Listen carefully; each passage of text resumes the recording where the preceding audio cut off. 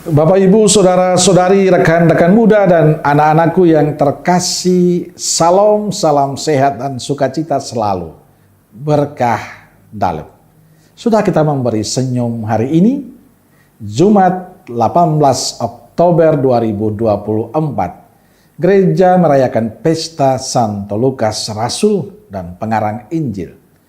Mari kita awali permenungan kita dengan tanda kemenangan Kristus dalam nama Bapa dan Putra dan Roh Kudus. Amin. Permenungan kita diambil dari Injil Lukas bab 10 ayat 1-9. Kemudian daripada itu Tuhan menunjuk 70 murid yang lain. Lalu mengutus mereka berdua-dua mendahuluinya ke setiap kota dan tempat yang hendak dikunjunginya. Katanya kepada mereka, tuaian memang banyak, tetapi pekerja sedikit. Karena itu mintalah kepada Tuan yang empunya tuaian, supaya ia mengirimkan pekerja-pekerja untuk tuaian itu. Pergilah, sesungguhnya aku mengutus kamu seperti anak domba ke tengah-tengah serigala. Janganlah membawa pundi-pundi, atau bekal, atau kasut, dan janganlah memberi salam kepada siapapun selama dalam perjalanan. Kalau kamu memasuki suatu rumah, katakanlah lebih dahulu, damai sejahtera bagi rumah ini. Dan jikalau di situ ada orang yang layak menerima damai sejahtera, maka salammu itu akan tinggal atasnya. Tetapi jika tidak, salammu itu kembali kepadamu. Tinggallah dalam rumah itu, makan dan minumlah apa yang diberikan orang kepadamu, sebab seorang pekerja patut mendapat upahnya. Janganlah berpindah-pindah rumah. Dan jikalau kamu masuk ke dalam sebuah kota dan kamu diterima di situ, makanlah apa yang dihidangkan kepadamu dan sembuhkanlah orang-orang sakit yang ada di situ, dan katakanlah kepada mereka, kerajaan Allah sudah dekat padamu. Saudaraku yang terkasih, Injil bercerita tentang Yesus menunjuk 70 murid, lalu mengutus mereka berdua-dua mendahuluinya ke setiap kota dan tempat yang hendak dikunjunginya. Perutusan para murid menjelaskan pada kita bahwa panggilan itu adalah melulu kehendak Allah. Allah yang menghendakinya. Ia yang memilih dan mengutus setiap orang untuk terlibat dalam karya penyelamatannya. Allah memilih mereka dan mengutus mereka untuk mewartakan kabar baik Tuhan. Menariknya, para murid menanggapi perutusan Allah itu dengan tekun dan setia. Mereka pergi sesuai yang dikehendaki Allah. Mereka menjalani panggilan dan perutusan itu sesuai rencana dan kehendak Allah. Bukan rencana diri mereka sendiri, bukan kehendak mereka.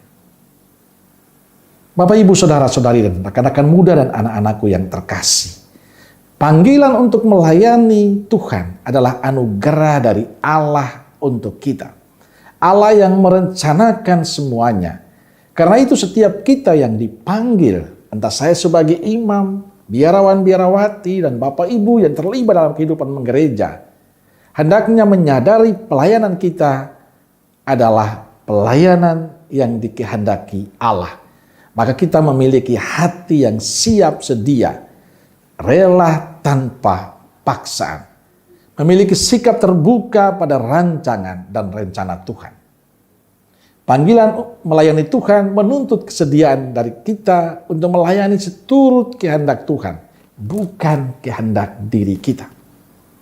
Panggilan kita adalah kehendak Tuhan pada diri kita, bukan kehendak dan kemauan kita sendiri.